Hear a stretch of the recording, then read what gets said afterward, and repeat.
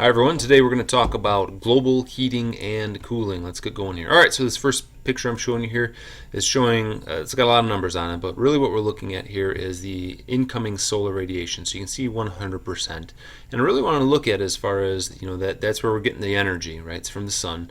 And where does all that energy go? So the long and short of this is, you guys, is that certain amounts of it are reflected back into space. Some of it's reflected by clouds. Some of it's reflected by the surface. And then there is a certain percent right here, 46%. Oops, get that out of the way.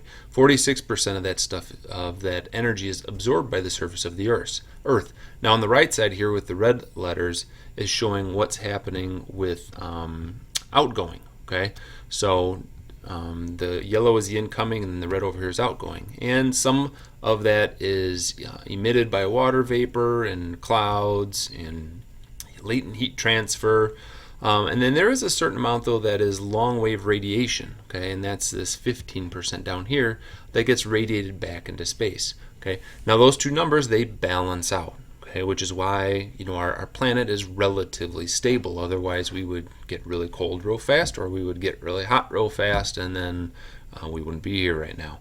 But there is one little number here. It's a little, we'll talk about it later, but it kind of throws a little wrinkle into the perfect math with that. All right, so continuing on. Now what I've got right here is a picture of the whole Earth, and with that in mind is we have this overall balance within the Earth, right? But the fact that the Earth, is tilted and rotating around the sun, and it's a sphere, means that it's not going to be totally equal. So you can see that based on these temperatures that we see. And what we have is at the poles is we end up with a net loss of energy, so it's not balanced. Okay, for obvious reasons, right? It doesn't get that direct sunlight. And then at the equator we have this net gain, and that should make sense as well because it's much more direct sunlight. So the fact that we have this balance between incoming solar radiation and outgoing, but it's not really distributed equally around the Earth. And what that does then is, and you can see here, this is just an animation showing throughout the year how as the Earth goes around the sun, that process is going to shift based on where how the Earth is angled at the sun. And what that is going to do is the fact that we've got this loss of energy at the poles and this gain of energy along the equator, it necessitates some type of heat transfer mechanism. Okay, so the Earth is going to try to seek that equilibrium to balance stuff out, just like we have high pressure, low pressure. It's the same thing with temperature. Okay, and that uneven heating of the Earth, then, that imbalance between the gain and the loss, the net gain and the net loss, is what ultimately causes weather. Okay, because it drives pressure systems, which then is going to cause different fronts to form, which is then going to result in different types of precipitation. So that uneven heating of the Earth's surface is really what drives the weather that we have on planet Earth.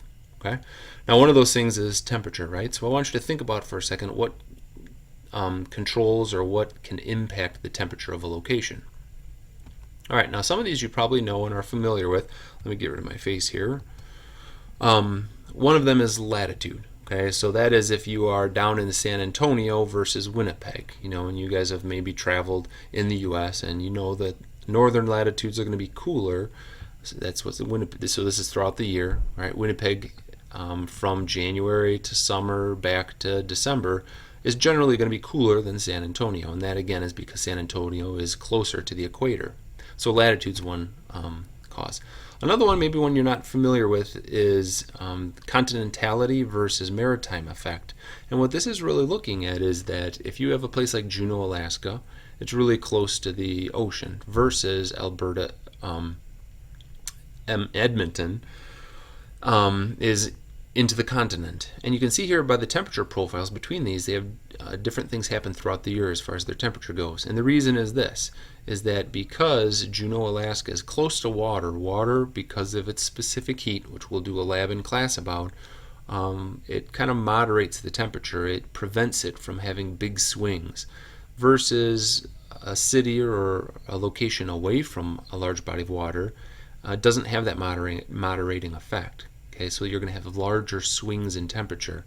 So you can see here the one that's in towards the continent in the winter, so January and December, it's much cooler, and then in the summer it gets warmer. Whereas Juneau, Alaska, because it's near the water, it kind of flattens everything out a little bit. It's not quite as hot in the summer, and it's not quite as cold in the winter as well.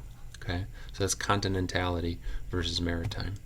Another one, this one you probably know, is altitude, of course.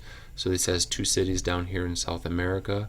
Guayaquil is right by the ocean, right? So it's at sea level, and then Quito is up in the mountains. Therefore, it's going to be cooler.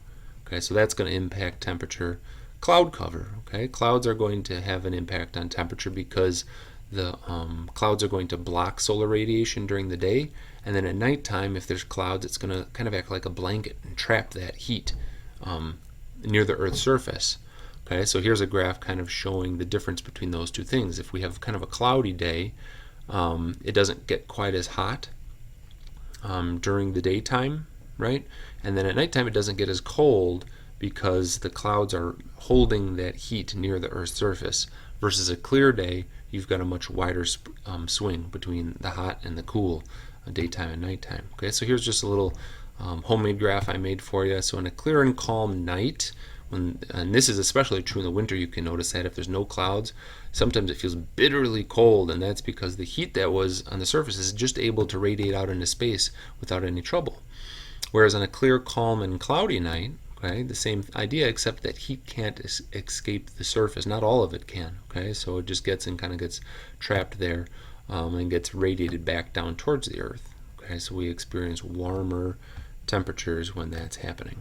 Okay, all right. So, and then that leads us to the greenhouse effect. Okay, which is the same idea. You guys probably have heard of this before, but Earth's air, we've got all these greenhouse gases, trace amounts, but they have a big impact on our weather. Okay, so water and carbon dioxide and some other ones. Now, some of them have a bigger impact on our weather than others do. Okay, so water, carbon dioxide versus methane, etc. But they're all doing the same thing, is that as that heat is trying to escape the surface, these molecules absorb that energy, that infrared energy, and trap that heat near the surface. So this brings us back to, there's that 6% right there, right? And that is actually energy, and you can see that's absorbed by clouds, water vapor, carbon dioxide, and ozone. That's that energy that's getting trapped near the surface from the greenhouse effect. Okay, that 6% there. And what we've seen over time then is that the Industrial Revolution, and we'll talk about more about this during climate change, our unit on climate change, is that as we've added more carbon dioxide and methane and nitrous oxide to the environment, our temperatures have increased as well because we're increasing that greenhouse effect. Okay? If you guys have any questions, please shoot me an email, and then we'll see you in class.